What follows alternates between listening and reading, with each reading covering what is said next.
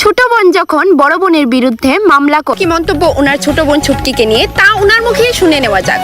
তো দর্শক বন্ধুরা, আমরা এখন কোর্ট থেকে সোজা চলে এসেছি লতিকা মানে ওনার বড় বোনের বাড়িতে। শুনে নেওয়া যাক যে ওনার বড় বোনের কি মন্তব্য। বলুন ম্যাডাম। তার তো খাওয়া দাওয়া কাম নাই, বুঝছেন না? আমি তো আর তার মতো আজেরে বয়ে রইছি না। আচ্ছা, আপনাকে আর আপনার ছোট বোনকে যদি কোর্টে পেশ করা হয়, তার দাঁড়াও মা, তার বিচার কোর্টে কি শুনবো? কিন্তু ম্যাম আপনার ছোট বোনের কাছে মোটিভ আছে। মোটিভ? আরে জামা কাপড়ের কথা ছাড়েন, তারে যে বাড়িতে 3 বেলা খাইতে দেওয়া হয়, পড়াশোনা করতে দেওয়া হয়, এইটাই তো বেশি। ম্যাম 3 বেলা খেতে পড়াশোনা করতে তো আপনাকেও দেওয়া হয়। মা কে রে গো ডাকছো? আমি আইতাছি।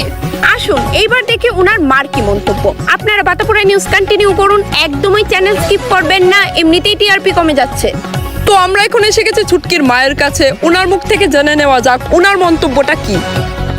তো আপনার কি মন্তব্য আপনার ছোট মেয়ে ছুটকিকে নিয়ে? আপনার ছোট মেয়ে যা করছে তা ঠিক না ভুল?